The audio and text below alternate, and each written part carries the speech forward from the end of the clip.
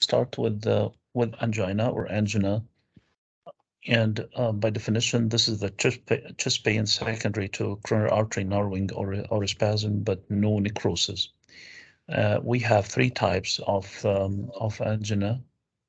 One is the stable angina, and this is commonly secondary to atherosclerosis. It means more than 70% occlusion of the coronary artery, and it's characterized by chest pain with a classic distribution. It means retrosternal chest pain, and that's radiated to either to the shoulder or the right or left shoulder or the epigastric region or to the back. We'll go with this after. And associated with depression on ST segment depression on ECG, and usually resolved with the rest or nitrates. And then we have the vasospastic angina or the transmittal angina, which is the angina at rest due to spasm of the coronary artery, and is associated with a transient ST segment elevation. And the risk factor for the vasospastic angina is a tobacco risk, tobacco smoking, hypertension, and hyperlipidemia, and may be induced by triptans, by cocaine, by alcohol, and is treated by calcium channel blockers, nitrates, and smoking cessation. Yeah, then we have the unstable angina, and the unstable angina means that the angina that can happen at rest, or the crescendo angina, the angina with increased frequency, increased in frequency, or that's recurrent more than once. That it happens at rest or it happened post myocardial infarction. Those are the characteristics of unstable angina. And usually this is caused by thrombosis with incomplete coronary artery occlusion. It might be associated with or without ST segment depression and or T-wave inversion. But with unstable angina, there is no cardiac biomarkers elevation. That's to differentiate it from the non-ST segment elevation myocardial infarction. And as I said, this is unstable angina characterized by chest pain at rest. These types of angina is we will go after with the differentiation with the other types of chest pain or other causes of chest pain.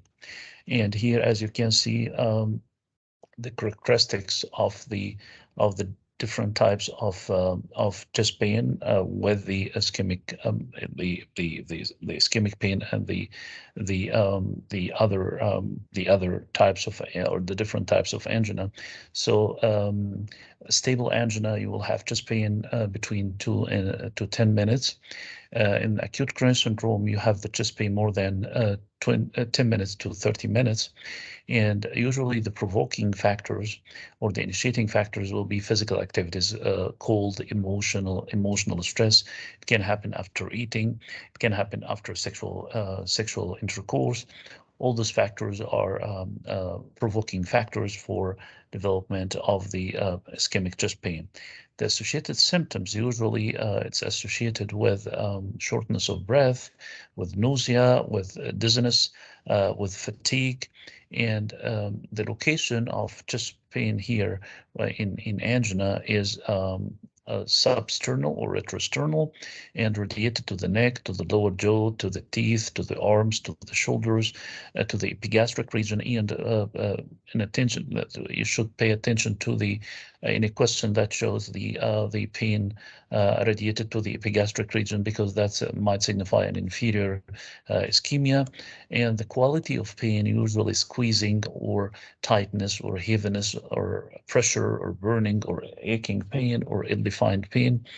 And the general characteristics of ischemic chest pain, usually it's not tender. Any tenderness, or if the patients can point to the site of chest pain, this is actually reject the diagnosis of ischemic chest pain.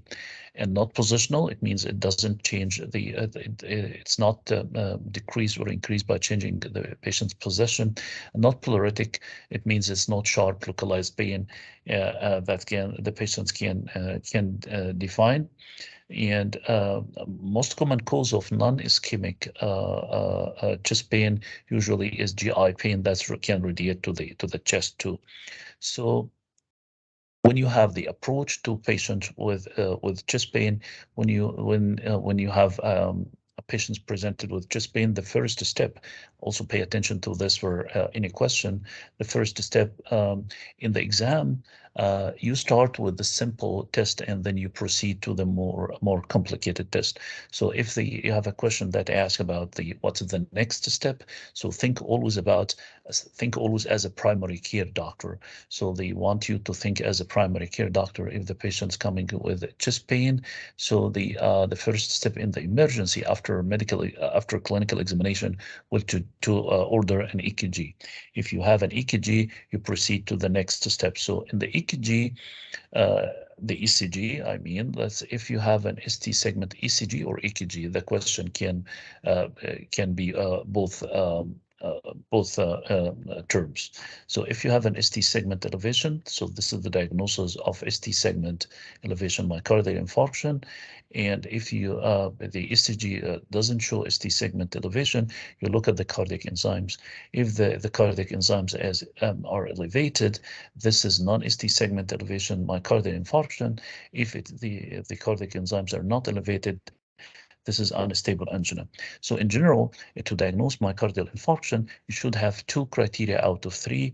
When you have chest pain, ECG changes, and biomarkers. If you have 2 out of 3, that's the diagnosis of myocardial infarction. So if the ECG shows ST segment elevation, this is ST segment elevation myocardial infarction.